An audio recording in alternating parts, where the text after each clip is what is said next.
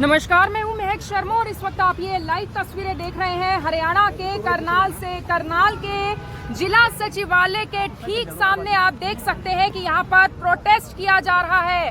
Justice for आकर्षण उपल और आई सपोर्ट आकर्षण उपल के नाम से यहां पर प्रोटेस्ट है। इस तरफ मेरे जिला सचिवालय है और ठीक सामने यहां पर टेंट लगा दिया गया है।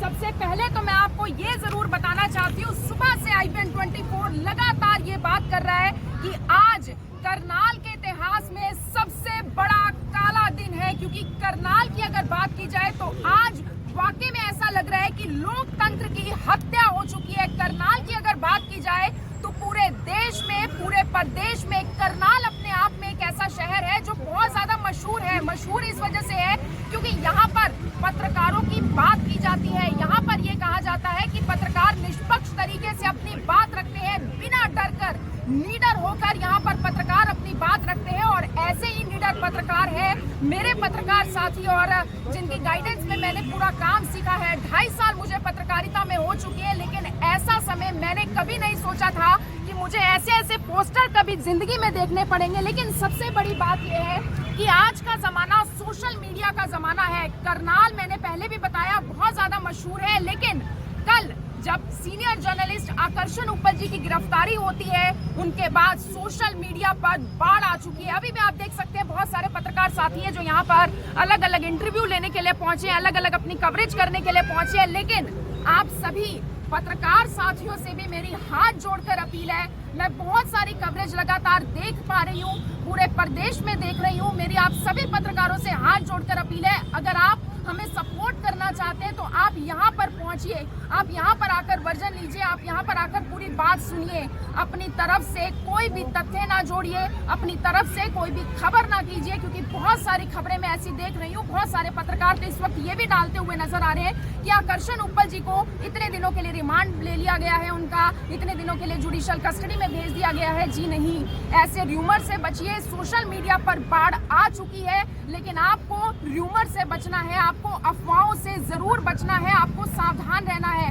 सबसे बड़ी बात ये थी कि सुबह जब मैं जिला सचिवालय में आई, लगातार मुझसे लोग पूछ ये रहे थे कि मैडम कौन कौन सी आपराधिक धाराएं हैं जिनको लेकर जो मामला है वो दर्ज किया गया, जिनको लेकर FIR दर्ज की गई। तो इस वक्त मेरे पास ये जो वकील है जो इस मामले को देख रहे हैं, उनका रिमांड पेपर जो हमारे पास आया, उसमें मैं आपको बताना चाहूंगी कि कौन कौन सी IPC की धाराओं में ये मामला दर्ज किया गया है सीनियर जर्नलिस्ट आकर्षण उपल जी के ऊपर। सबसे पहली जो धारा है, और साथ में मैं जोड़ूंगी जो उनकी पत्नी है उनको मैं जोड़ूंगी और उनसे पूरी जानकारी भी लूंगी कि आखिर कौन कौन सी धाराएं हैं और आखिर इन धाराओं को लगाने के पीछे क्या कुछ मतलब था, क्या कुछ मकसद था। सबसे पहली जो धारा लगाई गई है IPC की धारा 34 लगाई गई है। ये धारा तब लगती है जब 2 से ज्यादा लोग एक आपराधिक गतिविधि में शामिल होते हैं। अब इस मामले में सबसे बड़ी बात यह है कि 2 आरोपी बनाए गए हैं। पहला आरोपी आपको वो याद होगा जो आपने कवरेज में देखा होगा, सुमित नाम से, जिन्हें आज पेश भी किया गया, और दूसरे आरोपी और कोई नहीं बल्कि सीनियर जर्नलिस्ट आकर्षण उपल जी को बनाया गया है। इस वजह से धारा लगाई गई है। सबसे पहले एक धारा पर मैं जुड़ूंगी, एक धारा पर बात करूंगी। मैडम, आप क्या बताना चाहेंगी ये जो आपराधिक धाराएं लगाई गई हैं? और सबसे इम्पोर्टेंट बात यह है 8 धाराओं में मामला दर्ज किया गया है। सबसे पहली जो धारा है IPC की धारा 34 लगाई गई है। बहुत सारे लोगों को, यानी जब एक आपराधिक गतिविधि में शामिल होते हैं तब ये धारा लगाई जाती है। आपका क्या कुछ कहना है? कंप्लेनेंट को भी इस धारा में जोड़ लिया गया है। देखिए, आपके सामने जो आपने धारा बताई है और आपने बोला कि 2 लोगों को के ऊपर ये पर्चा दर्ज किया। पहला इंसान वो जिसने कंप्लेन की थी, जो बेचारा परेशान था, जिसका काम नहीं हो रहा था कितने दिनों से, उसी के ऊपर FIR कर दी। दूसरा मेरे पति जो उनके बुलाने पे, कॉल करने पे वहाँ गए थे, सच्चाई दिखाने के। हमारा काम है मैम, बिल्कुल आप लोगों का काम है। आज आप सब भाई लोग यहाँ पे पत्रकार इकट्ठे हुए हैं, अपने कैमरे लेके वीडियो बना रहे हैं, तो ये सब आप अपना काम कर रहे हैं ना, अपना फर्ज निभा रहे हैं ना। तो मेरे पति ने कौन सा ऐसा गुनाह किया था जिसको क्रिमिनल बताया गया है, जिसके ऊपर धारा लगा दी गई है, जिसको धारा बना दिया गया? ये तो सच्चाई थी, वहाँ की सारी सच्चाई दिखाई है। सच्चाई दिखाई थी उन्होंने।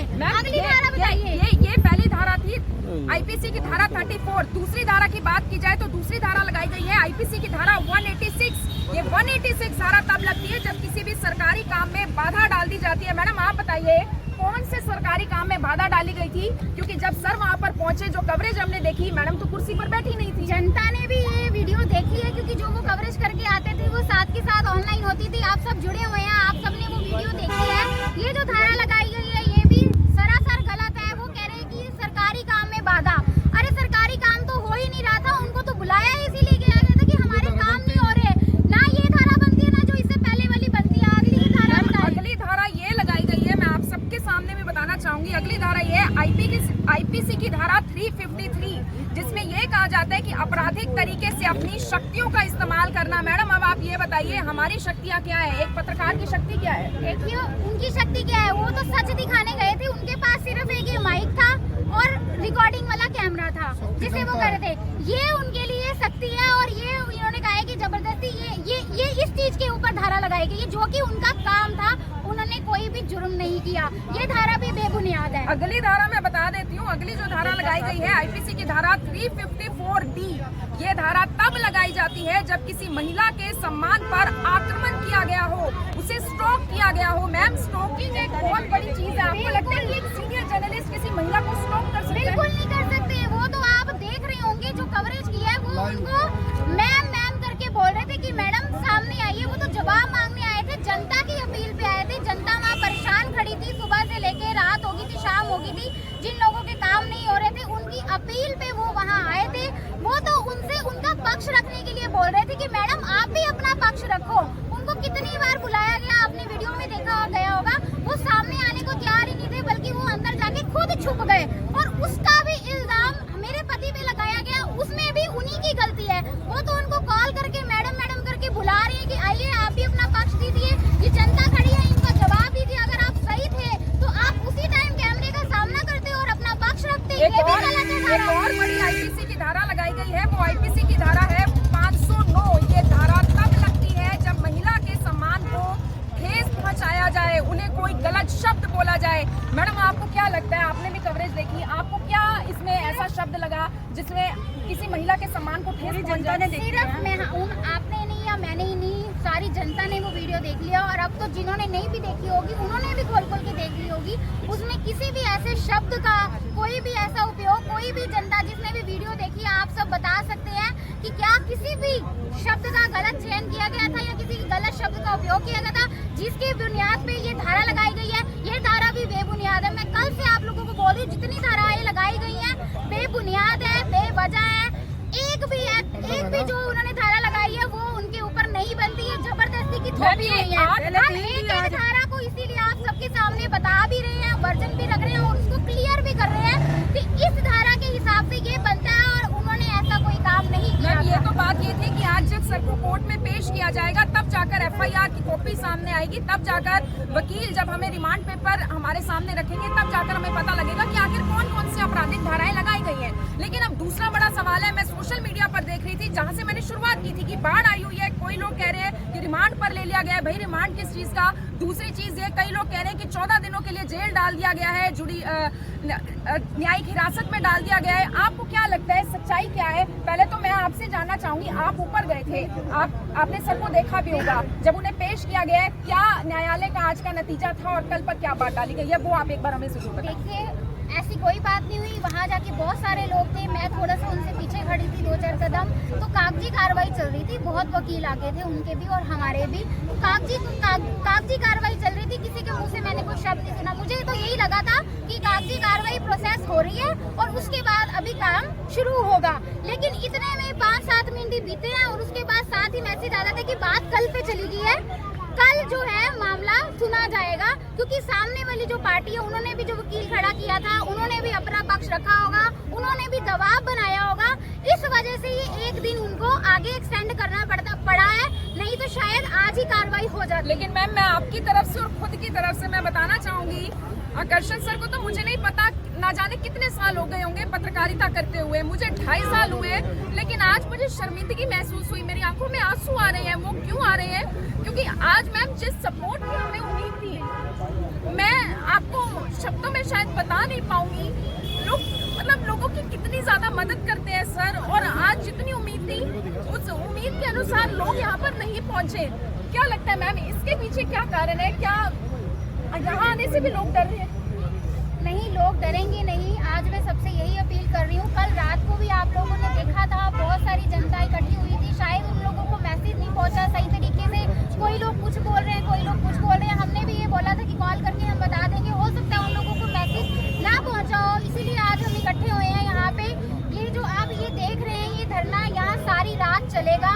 और मैं आप सबसे अपील करती हूँ, करनाल वासियों से, जिन लोगों के लिए भी उन्होंने काम किए हैं या जिन लोगों को लगता है कि वो सही थे, सही की लड़ाई लड़ रहे थे, उनकी कोई गलती नहीं है। मैं सबको एक को देखो कॉल नहीं कर सकती, आप सबसे अपील कर सकती हूँ कि जितनी ज़्यादा से ज़्यादा संख्या में हो सके उनकी आवाज़ बनिए, उनकी ताकत बनिए। आज एक आकर्षण उपल अंदर बंद है। मैं चाहती हूँ हर घर में से कोई एक आकर्षण उपल भी बन के बाहर निकल आए। यहाँ कितने आकर्षण उपल खड़े हो जाएंगे, किस को अंदर करेंगे। आज मुझे एक घर से एक आकर्षण उपल यहाँ पे चाहिए सपोर्ट के लिए, उनकी आवाज बनने के लिए।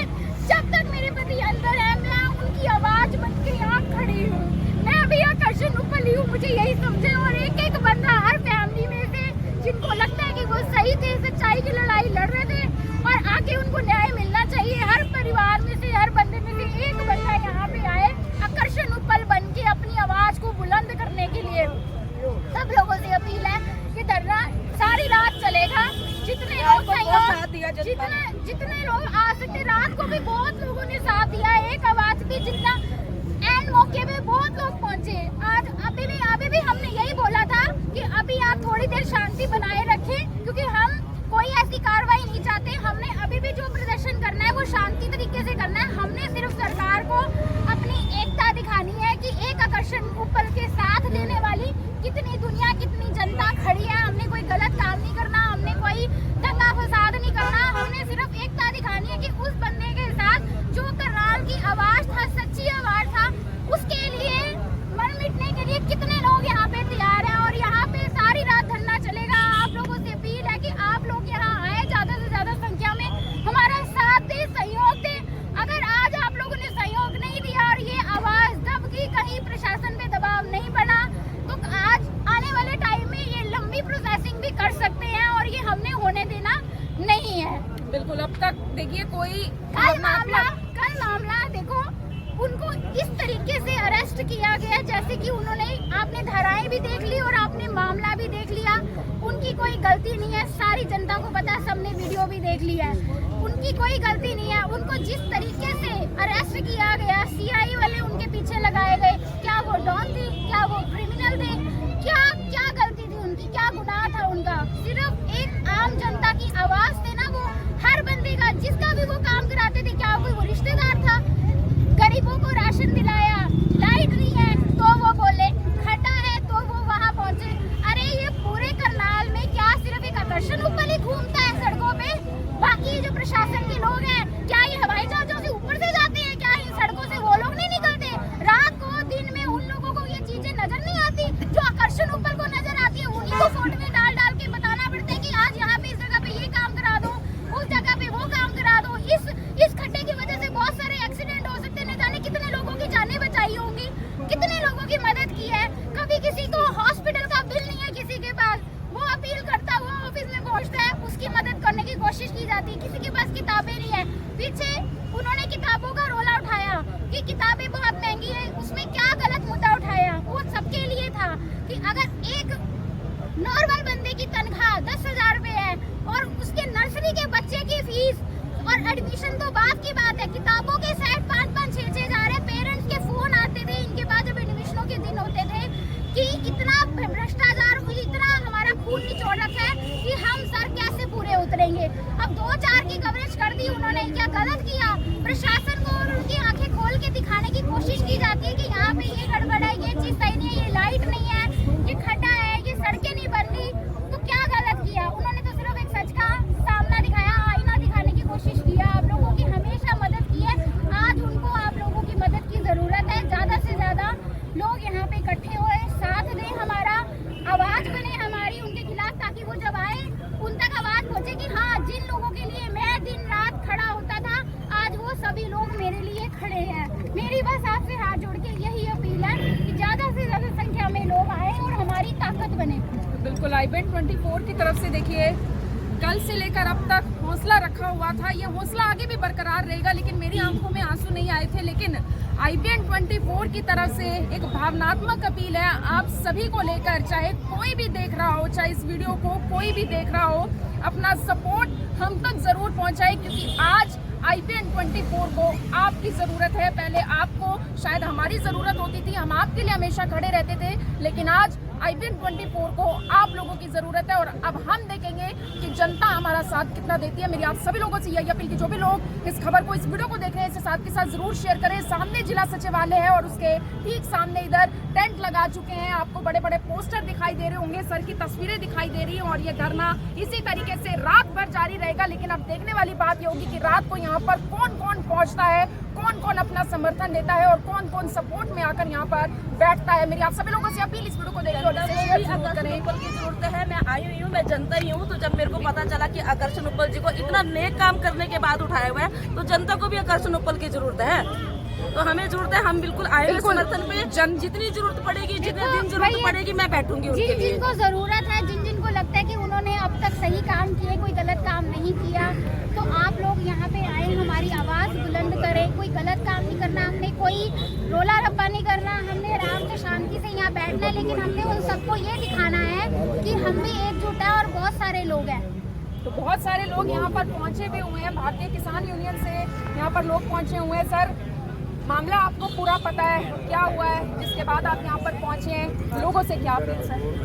देखो जी, हम तो यही अपील करना चाहते हैं, हम जनता को, जिस भाई साहब ने इतना दिन रात मेहनत करके एक जनता की आवाज़ उठाई है, और गरीब हो चाहे कोई भी हो, हर जनता की आवाज़ उठाई है उसने, और आज उसका कोई साथ में नहीं खड़ा। मैं उससे यही बेनती करता हूँ, जनता वाले को सबसे घर से बाहर निकलो और यहाँ पर धरने पर आओ और अपना टाइम निकाल के, जितना भी आपके पास टाइम है, हम ये नहीं कहते कि यहाँ आके बैठो, जितना भी आपके पास टाइम है, आधा घंटा, 2 घंटे, आप जरूर आओ। और किसानों से भी बेनती करता हूँ मैं, जो किसानों की इसने आवाज़ बुलंद की है और किसानों के साथ चलकर और उनको अन्याय दुआया है, तुम्हारे अपनी मीडिया ने, करनाल की जनता ने जो आगे आवाज़ पहुँचाई है, इसका हम शुक्राना करते हैं। आज हम इनके साथ खड़े हैं और खड़े रहेंगे, बिल्कुल हम पीछे नहीं हटेंगे। बिल्कुल, लोगों का यही कहना है कि हम साथ खड़े और ऐसे ही खड़े रहेंगे और ये धरना रात भर यूं ही जारी रहेगा। मेरी आप सभी लोगों से यही अपील, जो भी लोग इस खबर को, इस वीडियो को देख रहे हैं, इसे साथ के साथ जरूर शेयर करें। आप देख रहे हैं IBN 24, मैं हूं महक शर्मा, हरियाणा के करनाल से आप सभी के साथ लाइव। धन्यवाद।